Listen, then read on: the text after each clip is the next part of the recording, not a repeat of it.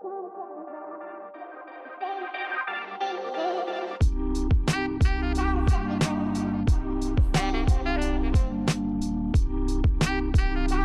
we doing, everyone? Welcome to episode 2. This is All Blocks Covered, a podcast that talks about all the different facets of the NBA. I'm your host, Marcus. I got Chili Chill right next to me. Say what's up, Chili. What's good, big dog? On this episode, we've got a 2-segment for you. We got the trade deadline coming up this Thursday. We're going to talk about some guys that have already been on the move, as well as some potential players that might also be on the move this Thursday. Then we're going to get into what happened this week. We've got some incredible performances, a little Hawks talk. We see Nate McMillan. We've seen Nate McMillan surging with the Hawks, going 8-0, as well as an injury report. Yesterday, LeBron James got injured. Oh, no, not the king. Oh, damn, not the king. He's out. What does that mean for the Lakers? As well as some guys that's been out. What does that mean for their respective teams? Then Christian Wood, CJ McCollum, Careless Levert, they came back this week. Does that propel their teams as well? Now, before we get into that, here's a word from our sponsor. Crickets. Yeah, that's right. We don't have any sponsors. All right, let's get into this. Actually, before we even get into our segments, we decided, since last episode we talked about our favorite teams, we kind of want to keep this linear progression and you guys learning a little bit more about us. So we decided to start off of how we actually met and how we became friends. So, Chili, do you want to start or? Yeah, I mean, to be honest, it started with basketball. I think one of my first memories of you were a basketball practice, you know? Yes. So you came to, okay, so this is in high school, just to be clear, and you came sophomore year. Sophomore year, 2007. Yes. And same recollection of just like I met you through the basketball team, but we didn't actually really talk really majority of our time in high school on the basketball team. Well, not just talk, even just getting along, I think. I think we kind of avoided each other. Yes. So you were on JV. Yep. I was on varsity sophomore year and junior year. Mm-hmm. And then you came to varsity senior year. And I think we still weren't even close. We were just teammates, not even really acquaintances at all. I was doing my thing. You were doing your thing. That clearly shows that I was probably a bad teammate, that we never really hung out at that time. But it really didn't start until we joined, not necessarily joined, but we were on the track team. And specifically senior year. So just to backtrack a little, we both started track sophomore year by force. We had no intentions of doing track. Told us to get in shape. Exactly. Stay in shape. I was not a big conditioning person. Chili was very athletic, but like I was not athletic. Well, really. It was God-given. I was not trying at all. And so we got to track, a whole new sport that we had no idea of what to do or what was going to happen during that time. But through Chili's God-given ability and my ability to learn my event, we ended up progressing really well. And I think the fact that we were some of the main guys on the track team, I think that's how we sort of kind of gotten close, specifically senior year. Both of us were very fortunate, or I guess we put in the effort, and we both made it to states our senior year, which is, I guess, some of the highlights from senior year or even our high school our experience. But again, even in high school basketball, we weren't that very close, but it was really track that kind of propelled that friendship, I'd say. I agree. And I mean, you know, basketball team, we were losing a lot. So, you know, there was nothing to be happy about that. So, well, I guess we should also talk about like camp as well. Like, I guess we kind of bonded during summer camp, and I guess that was probably like the highlight of basketball for us, where we, not just us two, but like everyone kind of enjoyed themselves on the basketball team, because it was kind of like no expectations, just like we're at camp. We went to many different universities and just played a whole bunch of games, but like that was kind of like the fun part about basketball. But like during the season, we were not a good team at all. Not at all. It was like summer camp stars and then regular season disappointments. And so we we go to track, we make it to states, hurrah, we do really well. And then we both graduate high school. I end up going to the University of Florida, doing some music stuff there, and then other things as well. But you actually got to pursue sports at the next level, and you ended up going to Iowa. Yeah, actually ended up going to small town Iowa, school name Wartburg College, D3 school. It was a fun time, but I ended up playing basketball, playing on the JV team. I didn't even know that was a thing in college. So I was a little discouraged after that. So switched over to track, did that for 2 years, won some conference championships, and that was a lot of fun. But that was it for me. Very envious that you got to play at the next level, because most of my life I really wanted to play at the next level. My sister got to play in college, but for me, well, you could have, though. If you really wanted to, you could have. You're talented. It was there. I probably not for basketball, maybe for track. But I was a late bloomer in track. But again, for me, it was just going to a big school, and I actually got to pursue, like I said, going to the University of Florida. But even through me moving to multiple different places, as well as even you just going to Iowa and staying there, we both ended up coming back to the Sunshine State a couple of times, or now even just like living here. And it's the continuation of either going to B-dubs, playing pickup basketball, watching NBA, talking about the NBA. That's one of the reasons why we even started this podcast. But again, even through this past decade, the elevation of our friendship has kind of continued to the point where we decided, hey, why don't we just take something that we really love and just turn it into something? And that's pretty much the start of this podcast. Now, on the last episode, we did talk about how I'm a San Antonio Spurs fan. He's a Lakers fan. Lake Show. And we lived here in Orlando predominantly most of our lives, but we're not Orlando Magic stans. Wow, he really said Magics. The Magics with the S. So that's tragic. Why don't you go first of why you don't like the Magic? I mean, to be honest, with me, it's very simple.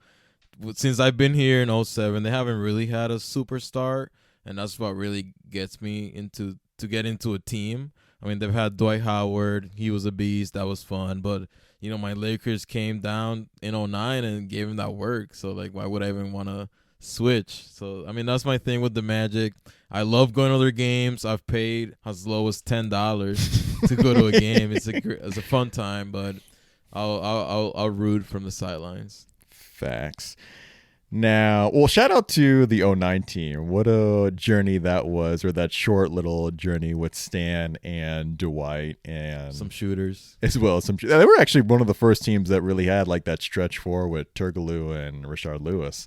So that was pretty interesting. For me, it was the early 2000s. Shout out to the early 2000s Heart and Hustle teams with the John Amicis, Mike Doliaks, Daryl Armstrong. Shout out to Daryl Armstrong. I have a picture with him when I was 10. Dunk contest legend right there. Yes, to Mr. Layup. Mr. Layup. Shout out to Bo Outlaw. Again, does a lot of good things in the community, still with the Orlando Magic. But I was kind of running. Shout out to Big Baby Davis. Big Baby Davis. Yes. Hello. As well. But again, during that time, rooted for them a little bit, but mostly still a Spurs fan. I guess that was the time when I actually really even started playing basketball, and I guess they were the hometown team, so I was kind of rooting for them, but I was mostly getting into the Spurs because they were winning a lot, and again, when I saw Manu Ginobili, it just kind of took off from there. But we can even do a whole podcast on the Orlando Magic the Tragic, I should say. Okay, be careful now, Marcus. But again, we can talk about them for days and the mismanagement of trades and draft picks and their direction. But we'll probably touch base on them on a whole nother episode. So with that, let's tap into segment 1. So as we said at the start of the podcast, the trade deadline is this Thursday, March 25th. And we're going to get into some of the teams that has already made some moves already. And we're going to start with the Brooklyn Nets acquiring Blake Griffin. Now, he got bought out by the Detroit Pistons, and he's been there for a couple years as well. But Chili, what does this sort of mean for the Nets getting Blake Griffin and knowing that they don't really have a really strong front court? They really just have DeAndre Jordan, I guess Nick Claxton, who's one of your favorites. But adding Blake Griffin now, what does that sort of mean for the Nets? And I'm not really excited about it because I think that Blake Griffin, I mean, he's not the same Blake Griffin that he used to be. So he's not going to be Lob City like back in the Clippers era. So I'm not sure why they made that move, but they're really desperate in the front court. So I guess, a few rebounds here and there is going to help the team, and we'll see if he can play defense still, but I don't think that's going to be a big difference. I wouldn't be surprised if he was on the bench for most of the time. So I'm kind of with you. He's not that explosive, like high-flying guy that we've known him for. And it's kind of interesting that he's kind of reinvented his career where he did come in as just the dunker and just the guy from the dunk contest. Really incredible guy coming out of college, but again, just the dunk guy. And then elevated his career in terms of being an outside shooter, learning to dribble, and just having that versatility. But when he got to Detroit and getting hammered with injuries, he really sort of lost that step. Now, when you see Blake Griffin going to this powerhouse team for the Nets, you're probably thinking, oh, another big name coming there. But just like you said, he did lose a step. He hasn't dunked since 2019, what I heard. For me, the only positive for the Nets is really just them adding more depth, to be honest. Yeah. I mean, I wouldn't be surprised if he dunked on his first game with the Nets just because of the hype. I will actually be pretty surprised if he does, but we'll see what happens. Now, next, PJ Tucker, who is on the Houston Rockets, he just got traded to the Milwaukee Bucks, a playoff contending team. Where do you see with PJ Tucker? So a lot of hype with PJ Tucker, even when the Rockets started doing the small lineups. He was their center. He was their go-to corner guy, three-point shooter, and he was their defensive stopper. I mean, I get it. He does a lot of things that you don't see on the stat sheets, but I think he's a bit overrated. I think when he gets to the Bucks, he's not going to make a change like that, and I'll be surprised if he played more than Bobby Portis. Bobby? That's interesting because what you said about him being on Houston, I think he was a product of the system. They did play small. He was like a 6'5", 6'6" guy that had to guard the best centers every single time. I don't think he gets enough credit in terms of his actual shooting, specifically on the corner three. I think he made like 100 more threes than the second best guy over the last couple of years. So he's been pretty consistent in that area. Respectable. True. But now that he's on the Bucks, who is a playoff contending team, I'd actually like to see a closing five with Drew Holiday, Chris Middleton, Giannis, Dante DiVincenzo, and PJ Tucker as a true five guys that can really just lock up defensively. That is a really tough defensive team. What does that sort of look like against a Nets team that is a high-powered offense? Is that probably going to be enough? I don't really know. It could be. But I think for PJ Tucker's sake, I think he's a lot happier for the fact that he's probably not going to have to guard Joel Embiid or any one of those big guys because he knows he's got Giannis and he's got even Brook Lopez as well. Yeah, and that might even extend his career, not taking all the blows and all that. And we'll see what kind of shoes he'll get in the Milwaukee area. I think it might even take collection. Yeah, I actually might even take some time for him to even get to Houston with all those bags of shoes that he's got. A few trucks. Now for Houston in this deal, they're getting DJ Augustine and DJ Wilson as well as some future picks. And I don't think really that's enough for Houston's in terms of their vision and where their direction is. Knowing that they got rid of PJ Tucker, this is kind of like almost the final exclamation point where they got rid of Harden, Westbrook left, PJ Tucker is no longer there. Eric Gordon's probably the only person left from the last couple of years in terms of their run. It's very interesting right now in terms of, again, where Houston's vision is. And if you remember from the last podcast, I asked Chile, do we think that Houston will win another game? And they actually didn't win this week. So again, where are you at with Houston right now? They just got rid of, like I said, PJ Tucker. They're almost just kind of rebuilding. Yeah, and don't forget about Boogie Cousins too. They don't have him anymore. But with the Houston Rockets, I mean, I'm big on Christian Wood. I hope they focus on him. He's young, he's athletic, he's skillful. So I think if he sticks around, they're gonna have a good future with him. But they definitely need more. John Wall, he's not enough. He's gonna come down to the end of his career, at some point. You don't want to rebuild around him. So I just feel so bad for Steven Silas. Again, first year head coach. He worked so hard to get to where he's at. Again, thought he was going to get Westbrook, Harden. They would actually compete and be a playoff contending team. And now it's just like a complete rebuild. I'm with you with Christian Wood. They should center around him. They've got some young pieces. Again, I don't think Victor Oladipo is going to be there. He might be somewhere, and by the trade deadline, he might be somewhere in the offseason. I actually think he'll definitely be somewhere in the offseason. my boy Home Depot. Home Depot. But they also should probably pray that they should get the number one pick in Cade Cunningham. And if you're watching the NCAA tournament, he plays for Oklahoma State, and he'll definitely probably be the number one pick, and he's a franchise changer. Oh, you heard it here first. You heard it here ABC. first. Number one pick, Cade Cunningham, which I think most people have him as number one.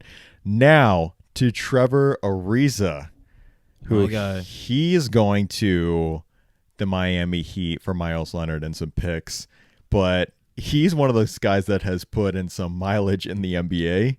I believe he's been on like 11 different teams. Yeah, he's got a record setting for teams that he's played for. It's crazy. Was on Portland. The last time we seen him play was at Portland. He did go to OKC, but never. He actually did the whole Andre Iguodala thing where you get to a place and it's like, oh, I'm not actually playing. Didn't he opt out to play out of the bubble too? He did. He did opt out. So again, we haven't really seen him in quite some time.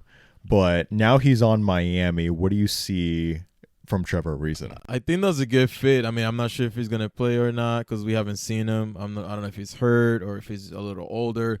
But what I remember from Trevor Ariza, from rooting for him throughout the years, is when he was with the Los Angeles Lakers. Like, that was our guy for defense and getting corner threes, whatever, buckets. So I'm a big fan. I think with the Miami Heat culture, that tough grind culture, I think he'll fit right in. I think he's a tough guy. I agree. And the one thing with Trevor Ariza, again, if he can make those threes from the outside, it's just like that's a whole another dimension. And the one thing with Miami is they were missing that Jay Crowder type, that stretch four that can hit from the outside as well as guard a four guy or guard like LeBron's as well. Can he bring the defensive effort that Jay Crowder brought last year to this team and to help Bam Adebayo out, as well as be just another shooter for them? That's going to be one of the questions of what he can bring. But I actually really like this trade for them.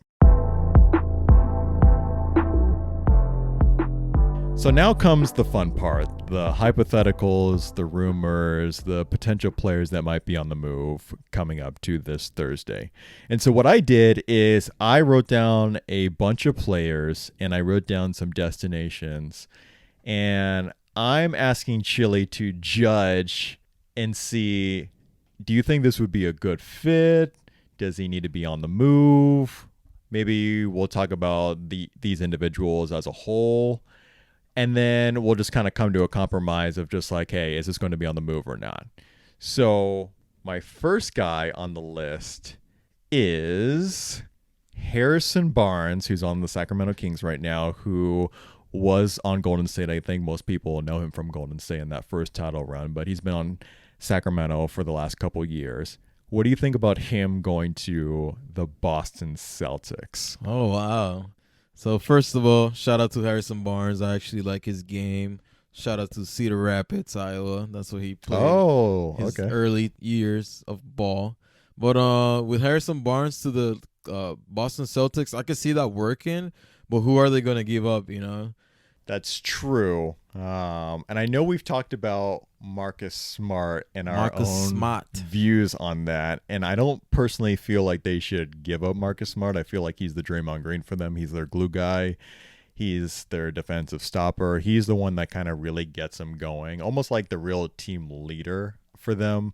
So I wouldn't want to give him up, but that might be sort of a possibility. My thing with Harrison Barnes is he's not going to be a number one guy.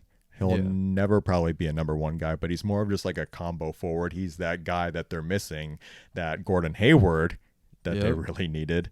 But he can probably sort of fit that role, and he's having a really decent season for Sacramento. Can this elevate Boston to where they need to go essentially in the playoffs? And the thing is, if I'm getting rid of Marcus Smart, I'm gonna need Harrison Barnes and a center, whether it's from the Kings or from another 3-team trade. But Marcus Smart for Harrison Barnes, I think he's worth more. Marcus Smart for sure. And I've already mentioned that I don't like the bench for the Celtics, so they probably still need some more pieces as well in that regard. But again, if you can bring in someone like Harrison Barnes and just lighten the load for Tatum, Brown, and even Kemba, and even when Smart comes back, just give them another score that they need. Now, on the flip side for Sacramento, do they actually want to give him up knowing that they might have something in the future with De'Aaron Fox and Tyrese Halliburton? That I don't know, and that's something to keep an eye on. But Harrison Barnes has been linked to the Celtics and has been linked to many other teams. But it's a matter of, does Sacramento want to give him up? But how much does the Celtics or any other teams really want to give up to get Harrison Barnes? Yeah, I think it's not gonna come down to if the Kings want to give up Barnes. It's gonna come down to what can the Celtics give in return. Because like Harrison Barnes, I mean, you got Buddy Hield, and you got all of the different players that could do the same things that Harrison Barnes does. So That's true. Or they can get someone from the draft, and then just really just go the young route, the young athletic route that I talked about last time.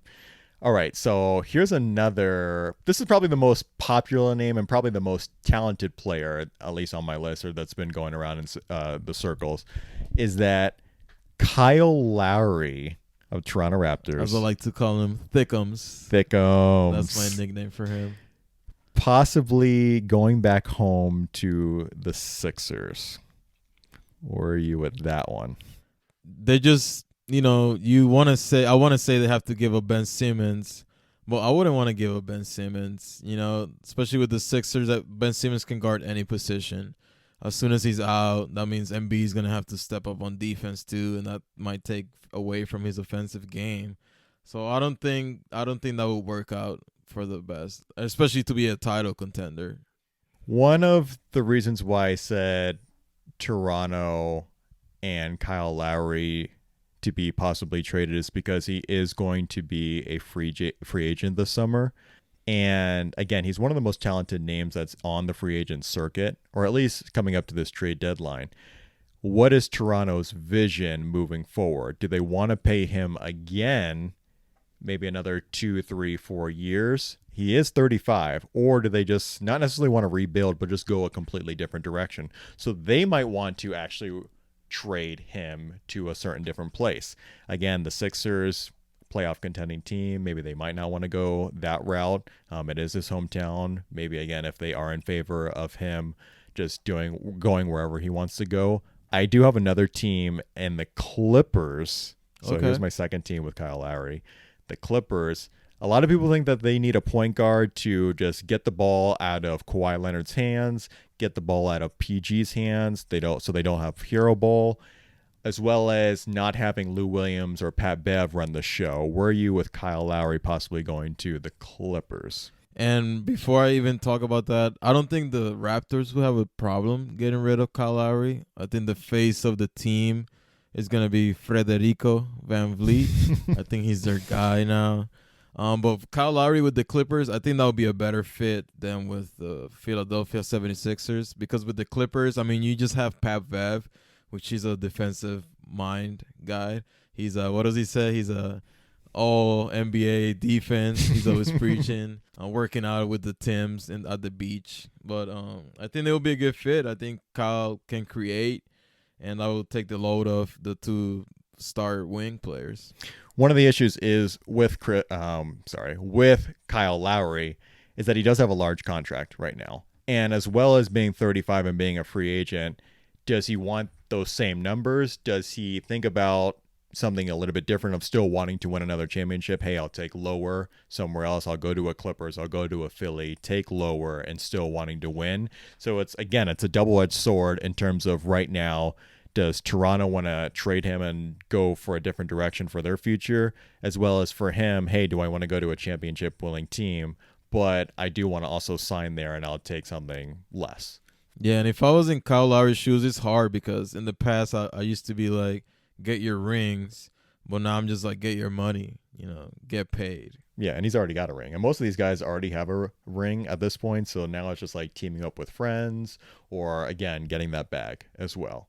Now, for the next guy, I've got Andre Drummond to your Los Angeles Lakers. Drummond, that boy's up to something. Hey. Yay. Well, I like Andre Drummond. I think he's dominant. I mean, there's controversy sometimes. A lot of people say he misses a lot of shots down by the basket, like playing point blank, just missing. But he's a rebound machine.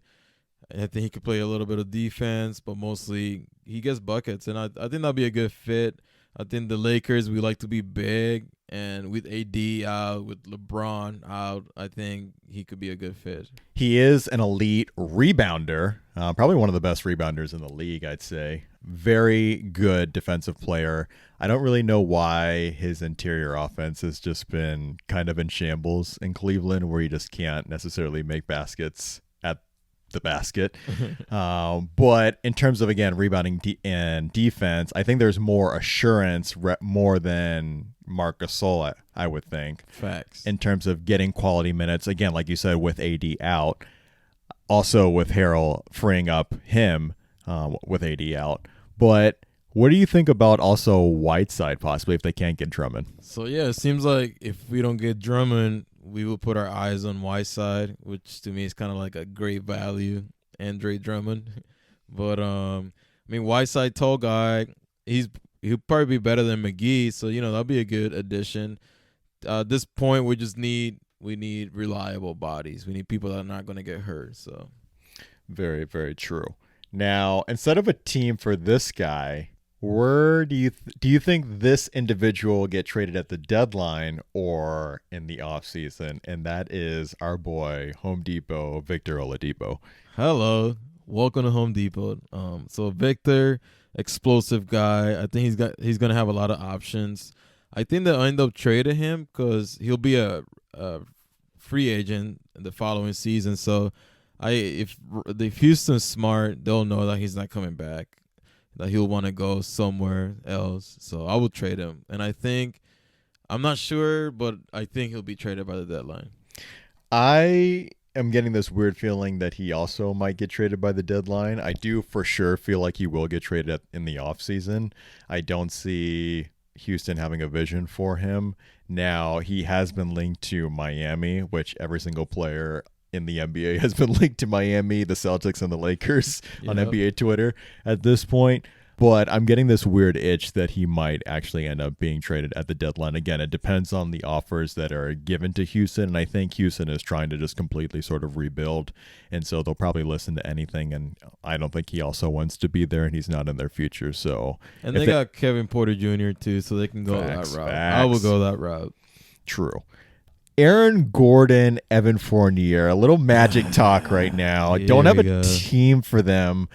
The Magic is not really known for making big sort of trades, really in the last decade or so. So it's more of the fact that, do you think they're going to actually make that risk in terms of just saying, hey, you know what? We might just try to start over and just Aaron Gordon, Evan Fournier, maybe even Terrence Ross, like we'll just throw him in there. Do you see them getting shipped out? Or do they keep them and say, you know what, hey, we understand that this is an outlier season. Isaac was hurt. Fultz ended up getting hurt. We ended up losing a ton of games. You know what, let's regroup and come back next season. I think Gordon will end up being in another team. I think in the league that we have today, once players start talking about them not being happy in a place, they'll move right away. So I can see Gordon leaving. Fournier, I can see the Magic keeping him for a little longer just because he's one of our few shooters that we have or that they have. Can't believe I'm out here saying we. But definitely I could see them three being with another team. Yeah, there's definitely no we with the Orlando Magic. But Them. again, they haven't made really big trades. And again, what is their Who was future? the last trade? Like Serge Ibaka? Was that the biggest splash? And he was only here for a short amount of time anyways, which I didn't agree with that. But again, we're not Magic fans anyway, so it doesn't really matter. But anyways, I can kind of see them kind of hanging on them. I know Aaron Gordon has been floating around. Evan Fournier has definitely been floating around, as well as, hey, are you willing to give this guy up? I think in terms of like NBA circles, a lot of teams don't really know what the Magic is going to do in terms of these players, but they're one of those teams where going into this trade deadline, they actually might make the biggest move. I don't see them actually getting some like sort of superstar or sort of some sort of all-star in terms of this package, but I also feel like, hey, this might be the one team to keep an eye on at the trade deadline where they might end up shipping out all three of those guys and getting either future picks or just getting other role players and just going from there. Lonzo Ball. His name has been kind of floating around. His name, as well as JJ Redick, about a month ago or so, their names have been in sort of trade talks. And then Lonzo Ball started playing really well for the Pelicans, and then his name sort of backed off. JJ Redick is still kind of up in the air. He's been in the league for a while. I have Lonzo Ball to the Clippers. Okay. Which, again, they possibly need a point guard. What do you think? And to be honest, when it comes to the Clippers, you know, they need a point guard, especially an offensive-minded or a point guard that can create. So I can see Lonzo Ball with the Clippers, and I could see it with other teams. I just don't know if they'll end up getting rid of him because as of late, he actually started playing very well for them, and we'll see if they even can turn their season around. But for right now, I think he'll be put. What's interesting about Lonzo Ball is he's going to be a restricted free agent at the end of the season, so he's probably going to be looking for a bag as well. But the Clippers are also in a win-now mode, and with Kawhi Leonard also having a player option, so he might end up leaving at the end of the season. So they're kind of riding on this specific season.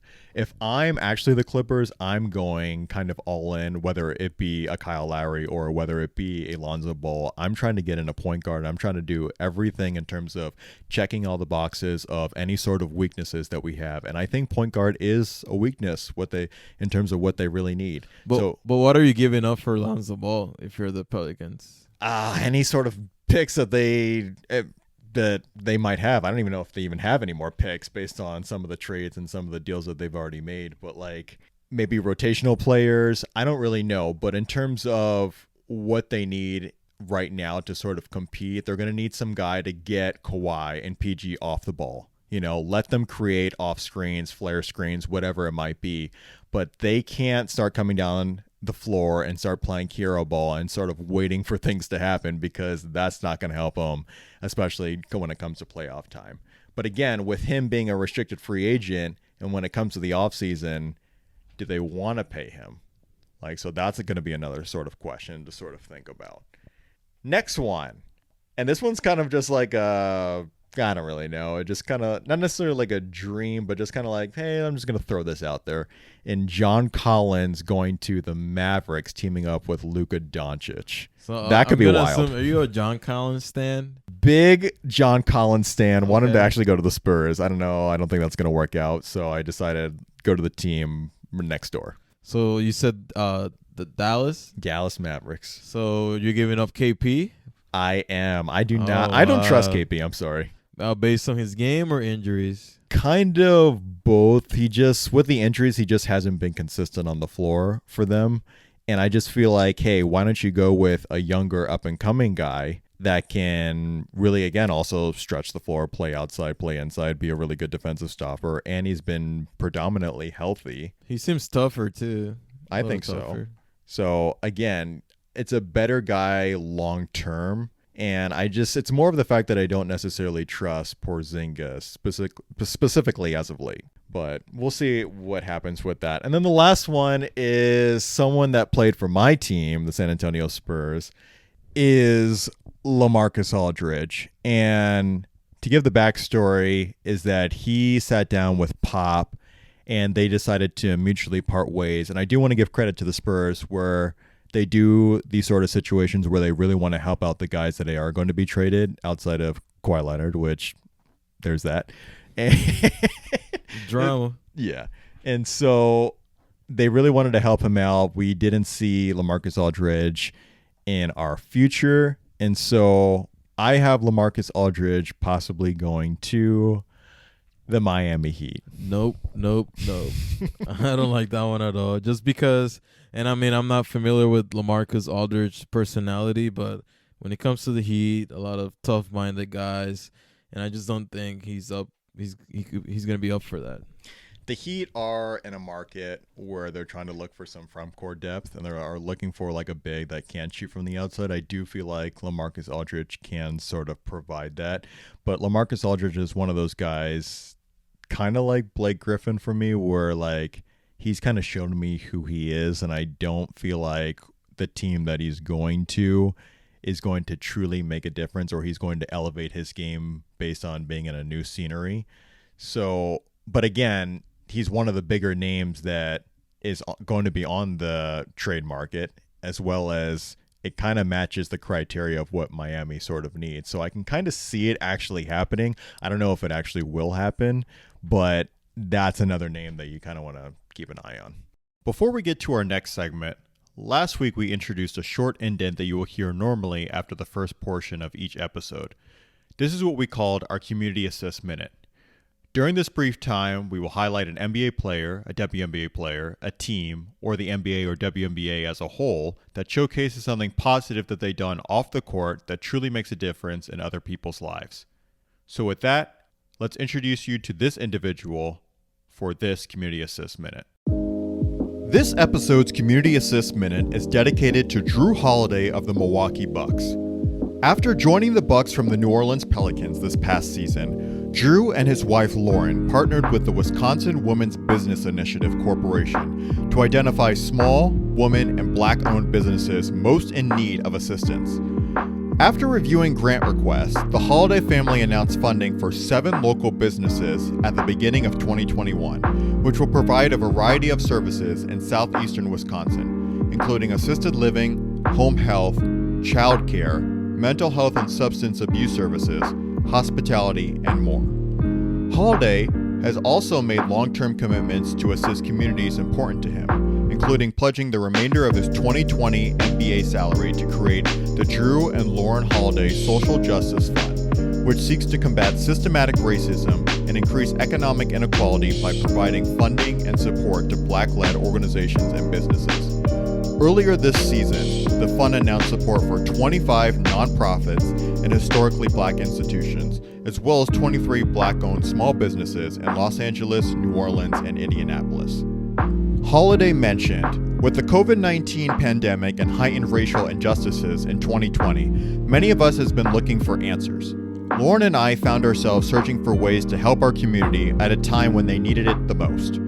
Pledging the remainder of our 2020 NBA salary to small Black-owned businesses, nonprofits, and initiatives is how we felt we can make a lasting impact. Last month, Holiday, along with Josh Richardson of the Dallas Mavericks, were recognized as co-winners of the NBA's own Community Award in recognition of their efforts to immediately provide support for those impacted by the ongoing COVID-19 pandemic and their new team markets. The NBA has announced that they will donate $10,000 on Holiday's behalf to the Jrue and Lauren Holiday Social Justice Fund, as well as $10,000 on Richardson's behalf to the Tragedy Assistance Program for Survivors. And this has been your Community Assist Minute. So this week in the NBA, we really saw some real incredible performances. I mean, starting with Dame against the Pelicans. The Pelicans ended up collapsing towards the end. Dame time. Portland came back and ended up winning, and Dame had a big 50-point game, which doesn't even surprise me at this point because, again, he's in the MVP sort of conversations. He's been doing so much for Portland to kind of keep them in the thick of things in the playoff hunt in the West. Then you had Giannis, another big night, 32 and 15 against the Embiid-less Sixers. And one of the most memorable things that came from that night with his sitting on the logo in the middle of the court, somewhat disrespectful. I'm sure Embiid will remember that when it comes to the playoff time. but he had a big game. Another thing that would just add to his sort of MVP sort of case. Luka Doncic against the Clippers, 42 for them at the very end, putting PG on skates, which What's new? right. And then Thursday we saw something very incredible. There was 6 triple doubles in the NBA, the most in NBA history, which the second most was actually last Saturday with 5. So True. you can kind of see the production value with all these guys in the league this year, as well as maybe some of the lack of defense and the lack of effort this year as well. Anthony Edwards, the young rookie, big game against the Phoenix Suns, 42 points for him. Wow. He needs to start kind of getting going. Again, we're not criticizing the young guys specifically this year, but it's a showcase of promise for him, of having a big night for him, and maybe that sort of gets him going. And then Norman Powell out of nowhere, or maybe not out of nowhere, he had a 43-point night, 14 of 18 from the field, 8 of 12 from the three-point line, and he's been doing really well kind of getting into the starting role. Toronto is on a 8-game losing streak, which is unfortunate for them, and I don't really know if they're going to really turn it around. They are a very experienced team, but we'll kind of see. But really quick for Norman Powell, I saw this on NBA Twitter. What do you think about Norman Powell over Victor Oladipo? Okay, and that's kind of a tough one. I think they're kind of similar. I can see why people would want Oladipo, the more experienced guy. He's been the guy on his team. He's had more starts. And then you see Powell, he coming off the bench most of the time, showing a bit of promise. Showing a bit of promise, but at the end of the day, even though it seems like Oladipo is on his way down and Powell is on his way up, I'll still take Oladipo because he's still somewhat young and experienced, and I'll trust him a little more. One thing with Norman Powell is he's an example now of just getting that opportunity. He's getting more minutes, and he's kind of showcasing who he is. Pretty much since February, he's been averaging 24 a game, 55, 47, 89% from the free throw line. And so, again, it's the opportunity that he's getting. Maybe the more production throughout the season, maybe other front offices are going to look at him in terms of maybe he could be an added piece. But I'm also with you in terms of Victor Oladipo. He needs to get in the right fit. I still feel like he has a ton of potential in being like a 2 or 3 guy for a certain team. Now, one of the biggest stories for this week is really the injuries, and we'll start with the king himself. Yesterday, LeBron James left in the second quarter with a high right ankle sprain that is going to sideline him indefinitely.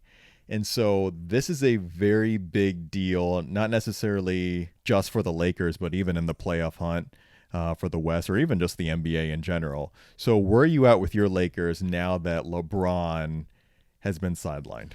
Yeah, you just hate to see it, especially with LeBron's case at his age, the stage he's at in his career. You don't want an injury to all of a sudden just end things or change the trajectory of his career. But with Anthony Davis being out, LeBron James being out, it's role player time. I expect the role players Kuzma, Caruso to step up, Harold, Dennis Schroeder. And I've got 3 letters for you and 2 words. THT Dynamite, baby. Whoa. I think he is going to step up like he has been, and this will be a good time for him to develop even more. So, do you think this is a real serious thing, or do you think they can still kind of get by right now?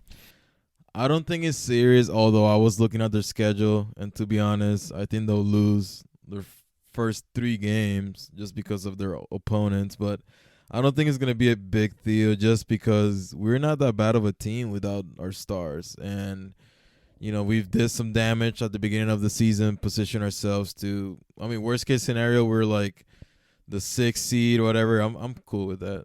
I think right now with AD and LeBron being out, it you kind of want to throw in the panic button and just be like, oh my God, you don't really know what's going to happen. I do feel like what you said, the rotational players really need to step up, specifically Kyle Kuzma.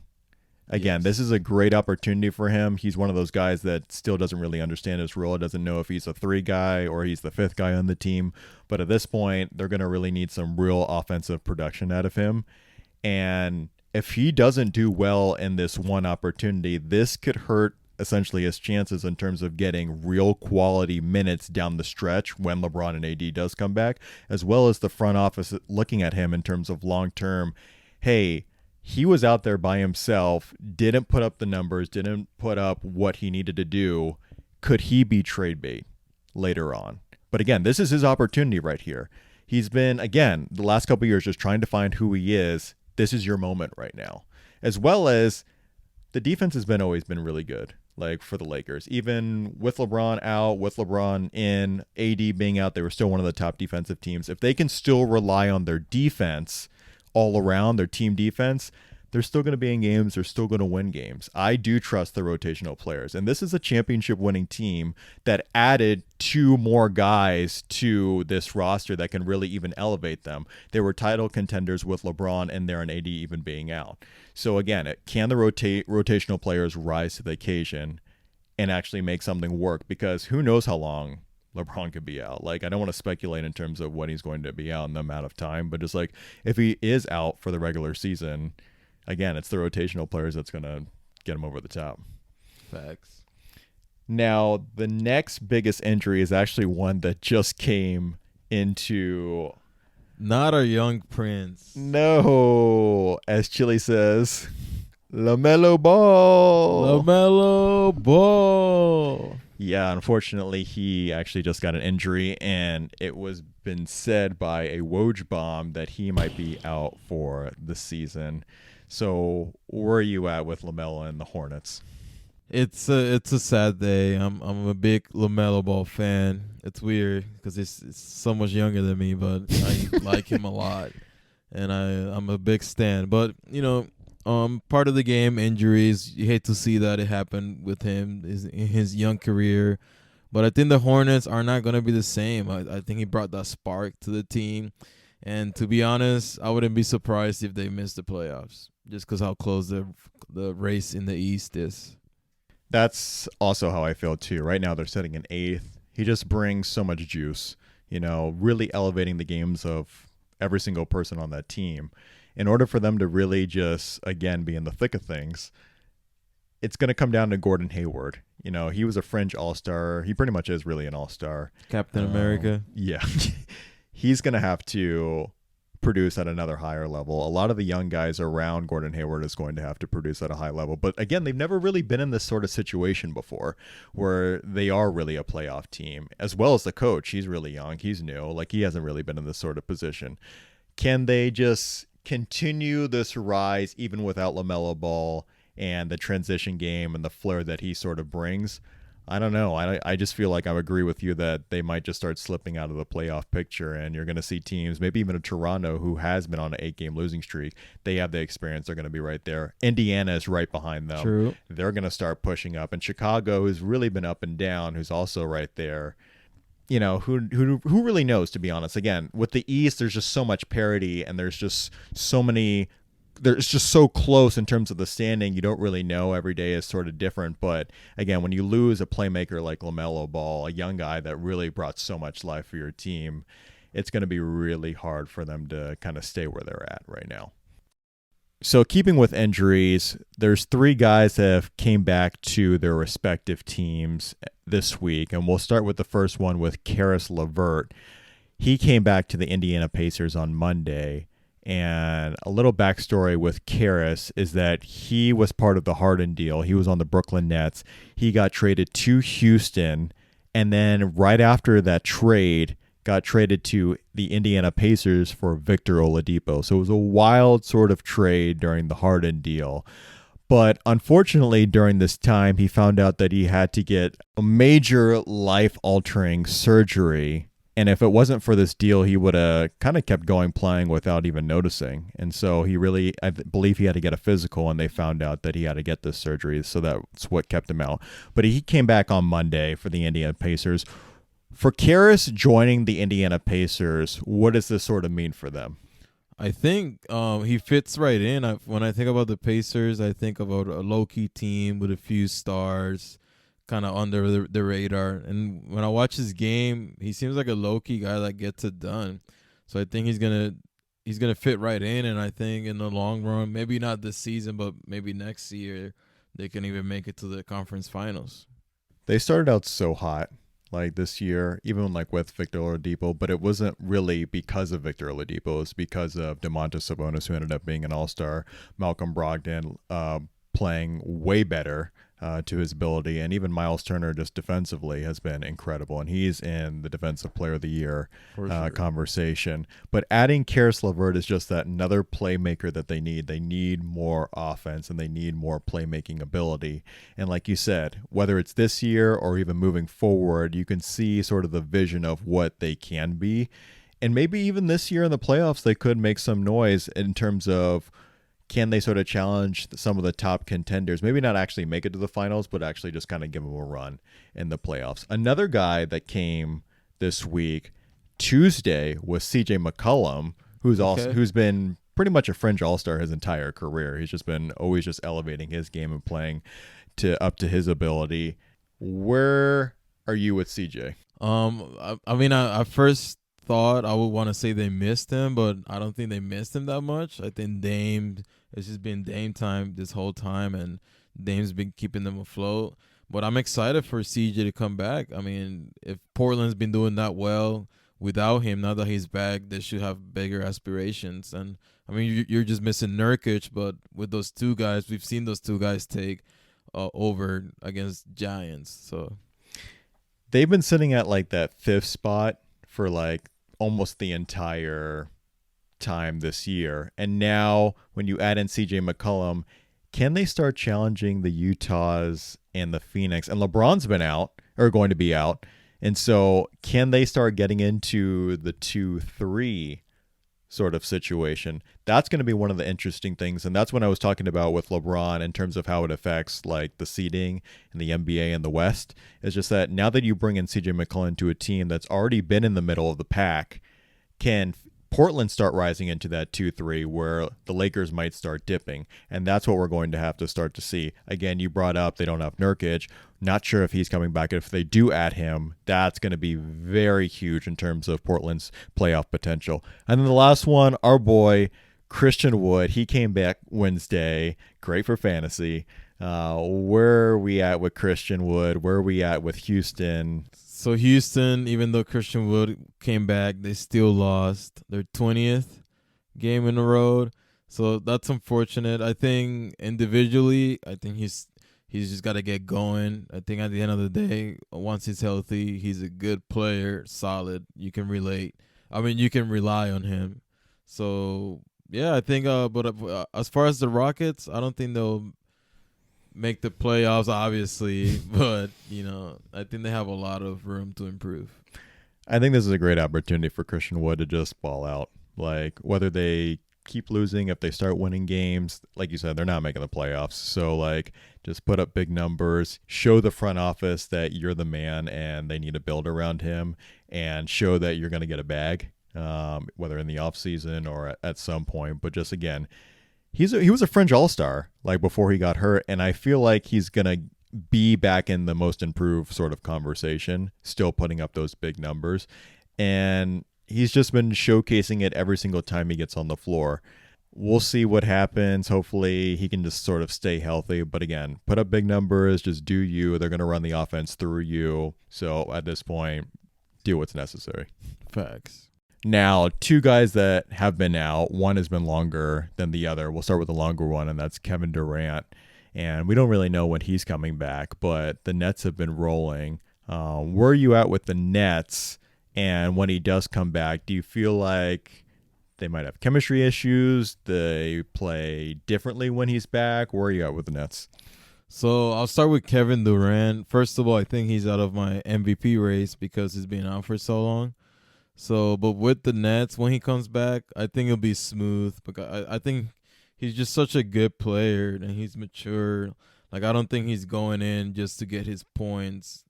He's going in to win. I think ultimately he wants to win a championship. So I think he's gonna adjust however he needs to. I also had him in my MVP conversation at the beginning of the year. I was really impressed in terms of his first couple weeks with the Nets, in terms of how explosive he was coming off that injury. Then he obviously did get injured, and again, not sure when he's coming back. They're rolling right now. It's the Harden show. He's pretty much creating the offense and letting Kyrie do his thing once he gets him the ball. When Kevin Durant comes back, it's going to be an absolute three-headed monster for this Nets team. Again, the chemistry is my only issue, because when you look at the Clippers last year, that was one of their problems in terms of they didn't have their full rotation. Yeah. I think they only had it like 7 times throughout the entire year, and that was noticeable in the playoffs where they didn't really sort of play together. I think the Nets are playing really well right now. When Kevin Durant comes back, that's what they're going to have to figure out. What is going to be the rotation? What is going to be the amount of minutes that they're going to play, as well as how healthy is he going to be down the stretch. I do feel like they have enough offensive firepower right now, but when you bring in Kevin Durant and he still plays at an MVP caliber, they're going to be unstoppable. And I just feel like most of the teams in the East are going to have a hard time when it comes down to the playoffs. We'll see. But like, again, when you have those 3 guys, the recipe is for success for them. Now, for the other guy, it's Joel Embiid. He's been out the last 5 games.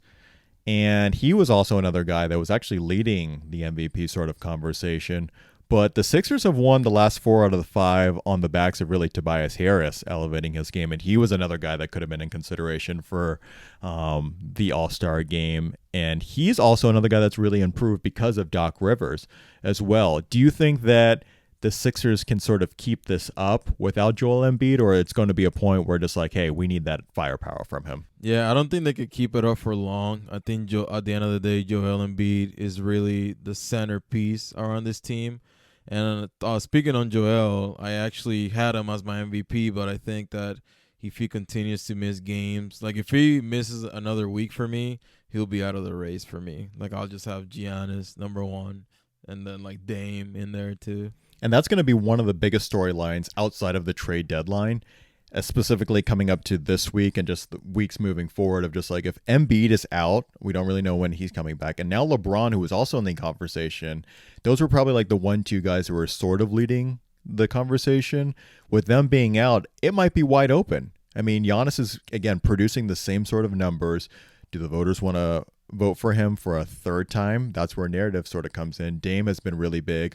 Luka Doncic has been putting up numbers. He started a little slow as well. You've got Steph also putting up numbers. Jokic can he do enough to bring Denver into the conversation? Again, it's just wide open, and that's one of the exciting things about the NBA. Is just like, even though it's unfortunate that things sort of happen, like every night it's going to be different. Everyone is going to have to put up big numbers, and you don't really know at the very end what's going to happen. But if he's out, I mean, who knows who's the MVP is going to be? Off topic, I think this will be Dame's year to win it. I think he won't get as close as this. I think he should put an exclamation point and really go in. And the thing with Portland is that when you can get into the 2, 3, 4 seed and you're the number 1 guy, that's where it comes in with narrative. It's just like, hey, now we're going to start looking at Dame. I know he's in a small market. He's always been underrated because of that small market, and not necessarily, but Portland hasn't produced in the playoffs, and he was the number 1 guy. But again, if you can get in that top seed or top 4 seed and you're the number 1 guy, voters are going to look at Dame and be like, this is his time. Like, this is his moment right here. The conversation is so wide open, and he's been so consistent from start to finish. I think I'm voting for Dame. I will vote for him too. I think he deserves it for sure. Now, one of the biggest surprises that we've seen is the Atlanta Hawks. Oh. And so they had fired their head coach, Lloyd Pierce, right before All-Star break, and they bring in Nate McMillan, who was one of their assistants, and he was let go by the Indiana Pacers, which was somewhat controversial, maybe not, depending how you feel about the sort of situation, but he was assistant under Lloyd Pierce, and now he comes into the ranks as a head coach, and now they're 8-0. And Chile knows I was really high on Atlanta going into the season. They made a ton of off-season moves, and they were like, hey, you know what? We're going to change the narrative of who we are, and we're going to try to win now. And not necessarily win now in terms of winning a championship, but we want to get into the playoff picture. And so they made all these off-season moves, bringing a ton of veterans, a ton of depth. And unfortunately, due to COVID and sort of many different injuries, is it sort of hasn't really panned out, as well as on the court, trying to figure out who they are as a team and how do these pieces sort of fit. It didn't really work with Lloyd Pierce, but now with Nate McMillan, they've won their last 8 games. He's 8-0 with the Atlanta Hawks. They're in the 4th seed right now, completely rose all the way up. Do you think they sort of have a chance to really sort of contend with the other top playoff picture teams in the East? Yeah, they've definitely been a surprise team for me. I did not expect them to be this high up. Even with their acquisitions that they made. I love Trae Young. I think he could get it done whenever he wants. But I don't think that it's gonna hold. I think they just have a spark right now, in NBA. It's a league of runs. They're just on a nice little run right now. But at the end of the day, they're not gonna make it to the Eastern Conference Finals, and that's what matters the most, I think. And even just looking at the standings right now, they're 5.5 games behind the 3rd seed Bucks right now. So probably the highest they're going to go right now is the 4th seed, which is great for them. Okay, because they haven't made the playoffs in a while.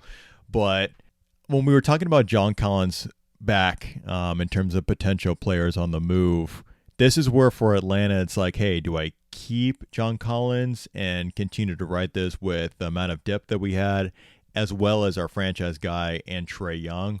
Or do we get rid of him now and still just trying to get more pieces to fit around Trae Young? Because, I mean, it's evident right now that Trae Young's their guy. Everything's going to be run through him. I really, again, we've already mentioned this many times, I'm a big John Collins fan. I wish he was on the Spurs. But this is what we're going to see with the trade deadline with them. But I still feel like they have a true potential in terms of maybe making some noise in the playoffs. But their expectation wasn't to win a championship or even really contend with the top teams. Their expectation was really just to even make the playoffs. So if they even do that, I think that's a win for them. And then they find out in the offseason what they want to do. But I feel like they do have the pieces. I'm also a big DeAndre Hunter fan. It's his 2nd year with the Atlanta Hawks, coming from Virginia, and he started out the season really well, and he ended up getting injured. If he can come back, then it gets a little interesting. Maybe not scary, but it gets a little interesting for the Atlanta Hawks. So we're going to see what they do moving forward.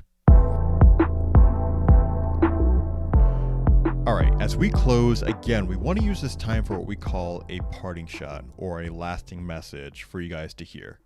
It could be serious, it could be inspirational, it could be funny, it could be whatever. Just anything that's on our mind that we want to share. And it doesn't necessarily have to be sports related. But for this episode, it is actually going to be sports related. And it's going to be a little bit informational, but I'll hopefully have like a closing message. And it's going to be quite long, so bear with me. All right, so let's get into it. So if you watch sports, then you ultimately know that this past weekend was the start of the NCAA tournament for the men and the women. And there were many upsets per usual that happened on the court. But one of the bigger stories off the court was the major disparities of the men's and women's tournament. This started with photos and videos circulating social media of the weight rooms of the men's and women's tournament. The men had what looks like a multitude of state-of-the-art squat racks, dumbbells, and benches that were split off into subsections with curtains, for COVID reasons, for multiple teams can go into their spaced-out corner to lift, all in a large convention space. For the women, there was one measly dumbbell rack that went up to 30 pounds and yoga mats. I should have mentioned from the start that due to COVID, the NCAA tournaments are in one location. For the men, it's in Indianapolis, and for the women, it's in San Antonio, both cities that have held the tournament an extensive amount of times. But the point is that 68 teams for the men were using the mainly different and spacious lifting areas and equipment, yet 64 teams for the women shared just that one dumbbell rack and those yoga mats. It was brought to the attention to the public by women's basketball players and staff, showcasing the true disparity between the NCAA and how they value each tournament and the athletes involved. The NCAA VP of women's basketball put out a statement explaining how they understand the amenities teams would typically have access to have not been up to the appropriate standards, but this was due to limited space, and the plan was to expand the workout areas for the women for teams that made it to the second weekend. Well, one individual women's basketball player, at the name of Sedona Prince, who plays for the University of Oregon, took initiative to show the dumbbells and yoga mats again, but flipped the camera to the other side to show a completely empty yet spacious convention center space, probably the same size as the men. Now, not only was the weight room an issue, but there was more. The swag bags, about 50% less than the men. There's lack of photography at the games. The food quality is below average. Majority of the game floors have no branding that shows that it's March Madness. And later, they have found that there has been different COVID protocols between the two tournaments. Now, obviously, this is ridiculous, but before I get into my message and more information, here's UConn legend, Basketball Hall of Famer, and ESPN's lead women's basketball analyst, Rebecca Lobo, on the situation. 2016, when the women at the Final Four are watching the men go into a room and get an opportunity to pick all of these gifts, and the women get nothing that year. And so people complained, and so things changed. So this isn't a one-off. This isn't because it's happened this one time. This isn't about it being in the manual and being prepared for no training room and then seeing what the men have. This is something that happens year after year. And there's a problem when the conversation is, as you're preparing for a women's tournament, and the conversation is, all right, well, what are the men doing? And the response is, we don't know. You can't say because you're in a pandemic that the people planning the men's tournament and the people planning the women's tournament didn't have enough communication. That's your job. Make sure these women have the equitable treatment. Make sure they have similar opportunities to what the men have in their facilities. That's your job. I understand it's a pandemic. There's not a blueprint for this, but it's simple conversations that should have been happening between the organizers of the men's tournament and the organizers of the women's tournament to make sure that they had similar opportunities and that things were done in a fair and equitable way. This isn't the first time that hasn't been done. And it probably won't be the last time. Dick's Sporting Goods, Orange Fitness Theory, and Academy Sports and Outdoors all had responses that they were ready whenever the NCAA was ready to help these ladies out with equipment. But with this outrage, the NCAA did end up bringing more fitness equipment. I assume the equipment that they were originally going to bring for the second weekend. Yet, for the other items that I mentioned, those have been unresolved. Now here's the message. Here's the thing. This is unacceptable. There's no way to put it. The way these women have just worked hard and to get to the point where they're at, I mean, they put in the same exact work as the men. And to have this sort of kind of achievement and to not have the acceptable treatment and resources to close out the season, it's really just erroneous. To put in all that work and to be rewarded like that for something that you've been looking forward to, not just in college, but your entire life for this moment. And remember, there was no tournament last year. So even if it was just college, they've waited 2 years to get to this point. It just needs to be better. Things just have to change. Don't get me wrong. I love the men's tournament. If you follow me on social media, you know that I cannot stop talking about the men's tournament. But I also really love women's basketball as well. I'm a big UConn women's basketball fan. But when I'm watching both, when I'm watching the men, it just looks like they have all the resources, all the opportunities. The NCAA was so happy for this to come into fruition, where when I'm watching the women's, it comes across as the NCAA saying, hey, you should be happy to actually be here based on the resources and opportunities that they have. Which, if you want to get into it, it's a byproduct of how society really treats women, that they're less than or less valuable than the men. And obviously that's simply just not true. Now, the NCAA president did send out a letter to his staff saying that he will determine how they found themselves in this situation in terms of investigating what happened in the women's basketball tournament. Yet, there's nowhere to look but yourself. You put yourself in this situation due to the lack of leadership, organization, and communication. I mean, if you're really just trying to solve this thing, you should be really just like looking in the mirror at yourself.